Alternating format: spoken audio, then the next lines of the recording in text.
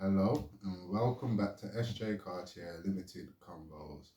So today I'm going to do something a bit different, which hopefully will let you know a bit more about me and also my mindset. I've got my partner here. She's actually got, I don't even know, 5 questions or 5 things that she would like me to talk about or like to ask me. I don't know actually what she's going to ask. So it's just going to be off the dome, as I said in the last video. It's just one scratch and let's just go and see what she's got to say. Okay. What's made you want to become an entrepreneur? Ooh. Okay, so what has made me want to become an entrepreneur? To be extremely honest with that question, I've always felt like I was my own entrepreneur previously, and as I got older, as a young kid, I've always wanted to own a business and allow my business to allow me to travel the world or the country to start off with. So I was always looking for a job within those lines. As I got older and my lifestyle never actually led for me to get careers, I actually decided I have to make my own career and become the entrepreneur I believed I always have been. It's also part of the mindset. So I'd say the course that I done with regards to mindset, it said some of the attributes that we felt we were good with in a lifestyle that didn't suit us or our family or people around us, use those same attributes in a more positive way. So I like to buy and sell. So I decided I want to become an entrepreneur where I buy and sell, therefore, onwards. Okay. What do you feel? Sorry. What do you feel that you need to have to become an entrepreneur? Ooh, that's a very good question. What what skills or what do you Yes. need to have? Yeah, Okay. within yourself. Honestly, I believe you need to have strength, you need to have resolve, you need to have thick skin, you need to have a plan. Yeah. So I say strength because as a young entrepreneur or an old entrepreneur, whether you're starting at 5 years old or because you could be starting very young, yeah, you could be just selling juices or bought little bowls. The kid could make little bowls and go and sell them. Yeah. So an entrepreneur could start very young, yeah, and an entrepreneur could go up to whatever age they plan to be alive or they aim to be alive. So whenever you get involved, you need to have strength that there will be other businesses and competitors, and you need to trust your product and your business and trust your plan. So you need to be strong because people will challenge you, whether you are a new business or a long-standing business. I say you need to have resolve because obviously you need patience. Without patience, you may not actually reach the target. So there's a lot of businesses that start out and they think it's all going to happen in the first year or the first 2 years. And if it doesn't happen in the second year, they give up on their business. They put a lot in place. They actually were building their brand in those 2 years, but they're ready to throw it away. So yeah, you need to have resolve and patience as well. And also you need to have a plan because obviously you can't just say you're going to start a business and make money. So an entrepreneur would also need to know how to find actual ways to make their business plan work. So I'd say for myself, then as an entrepreneur, I'd say I haven't really put myself in the public eye, in the faces of a lot of collectors, although they may see me anywhere around. So I say me being an entrepreneur like that, I've had to try and build my online social recognition as who I am, why I do what I do, and keep up to my business that I explain. In my last video, I explained about my fast shipping and tracked. I'd say you need to make decisions for yourself as an entrepreneur which better your business in the long term and not because others are doing it or not doing it. So you also need to be willing to take advice and learn from other businesses and competitors, whether they're in your same field or not. but you also need to be able to make a new plan and be able to find a plan or solution where others may not. This next question kind of ties into when you said to have thick skin. Okay. So, how do you deal with those people out there who don't have the best intentions when it comes to your business? Well, okay, then that's a very good question. Again, you've got some good. Okay, so first of all, I'd say it all depends when we talk within my business. So at the start, I say I was very trusting with other businesses and trusting with other people in whatever field I was visiting or taking part in. So I say when I realized I was too trusting, I'd get too angry because I know the expectations I want to offer my customer, so I know exactly what I'd like to receive as a customer. So I say the challenge is then I had to learn how to not get too upset with people not living up to your standard. So I say now I kind of a bit more picky and wary of where I shop, buy, or collect from because I understand my business has had a lot of jealousy, a lot of people that may be doing exactly what I'm doing, but although they have more entrances and leeway, they actually don't feel as strong as me, I'd say. Whereas I may be looking at them thinking, you're quite in a strong position and I can see your abilities and talents, but I feel like a lot haven't been able to see mine. And if they have, they've taken it in the wrong way. So I've had to be more patient in myself and with others because of my expectations. So I say, yeah, I'd say that's to make my patience. And I'd say I'm a bit more patient and I won't always say a lot now. Whereas before I may say a lot and want to make other customers or consumers aware of what I'm going through. I think I don't actually say as much that I go through now as I did at the start.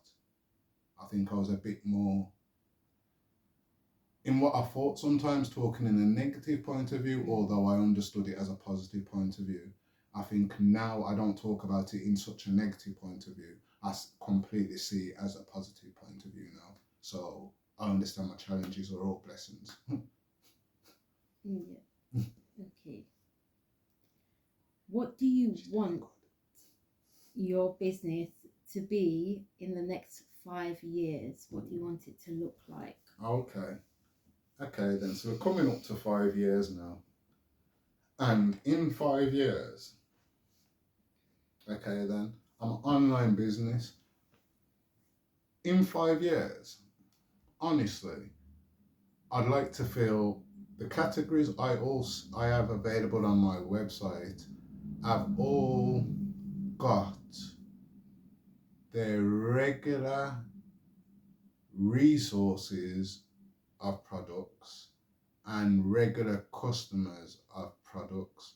I'd like to believe in the 5 years I also have a premises that I'm also able to allow people to come to, which then would allow me then to do what I always said I wanted to do, was allow other small businesses to sell via my website. So I would say in 5 years I would like a location where to say I allow customers to come and visit and consign their items, because as I've always said, I'm willing to move my business to another level within each category to help other collectors as well as myself. But I always go by my morals of my website. So where I say like eBay and other reselling platforms or whatnot, or wherever it may be, have a variety of levels of sellers.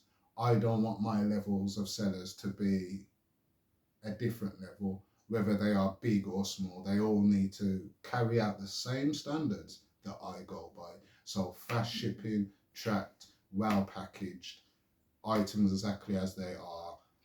That's how I like it. So to build that, I'd obviously always said to friends and I've said to family, if there's items you have, the only way it works that they go on my website is if I have that item in my hands, because today we could sell that item and you could be busy and I'm not busy. I've set my plan for this. So in 5 years, if I have a place for people to actually come to, actually more read that allows them now to bring more collectibles that I can actually buy directly from the public, and then that hopefully expands my website and expands my business and hopefully expands my revenue and expands our lifestyle.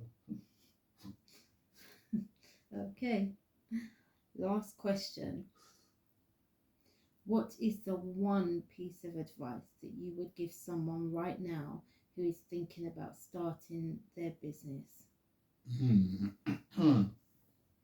Okay. Ooh. Okay then. That's a very good one because there's many I would say. But you know what? What I'm gonna use for my business is what I've used. What I'm gonna say is what I've used for my business. So yes, invest money to make money, but invest your money wisely. That's one thing I will say. So if you are starting, whether we could put this to, okay, then let's separate into different categories. Let's say a reseller. If you are a reseller, invest in products that you believe you can make profit from, but also believe you can make profit from if they aren't sold immediately. Yeah. Invest in products that make more profit, even if you don't sell immediately. It couldn't be making more profit in the long run, but also make a plan of how you make that profit now. So always, it's that saying of multiple incomes, multiple streams of income, but it's knowing where your multiple streams come from and where your long-term dreams are going to come from. Because multiple streams is just flowing money. It's not building money. It's not saving money. So yes, you may bring in £1,000 today, but reinvest £1,000 tomorrow. You haven't saved anything as you would have if you only invested 100 and made 100. So understand where you invest a lot of your money for the start. If you were, let's say, a clothes designer, understand where you get your clothes from. Like, so with all the EU laws now, you also have to know now you have to give a lot more for your GPSR for your clothes to be allowed to sold just for the EU. So you should already be having your clothes from these certain places that are physically well, like good for the body and whatever. But you also have to know you have to go by your price. So I've watched on Dragon's Den many times. Businesses have come on and say, I've got this fashion and I've been spending this much to get the clothes designed. And the Dragons have said, you could have spent this much. Yes, they have connections. So yes, you may not get the same percentage they got. But if you had actually done better research, you may have actually got a better brand of clothes to design for cheaper. So it's like, just make sure you do your research, and when you are investing, know you invest righteously. Like some people could invest in a shop, but never calculate how much they aim to sell, to how much the electric, the rent, the insurance in case anything goes missing.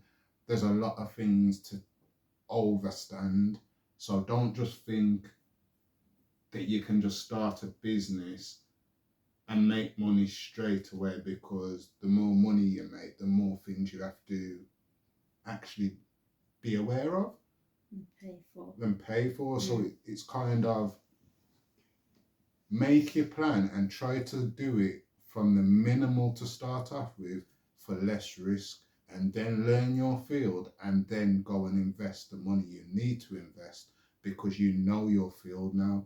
You've trialed, you've tested for quality and price, and now you're able to go and expand for less risk because you already know your risks. So always kind of just make your plan and know wisely where you are investing, whether it could be a stock, it could be clothes, as I say, you could be starting a garage, I don't know, any kind of business, you have to invest money to make the money. You know what I'm trying to say? You could be baking, you have to buy the flour and all. Just know where you invest to make the most profit, and think about how long you plan to take to sell it, and whether buying that stock could be redundant in a year, or if it's everlasting. And it goes back then to that strength of, if it's everlasting, trust your business plan. So I'd always say, know wisely where you invest if you are investing, and don't believe FOMO.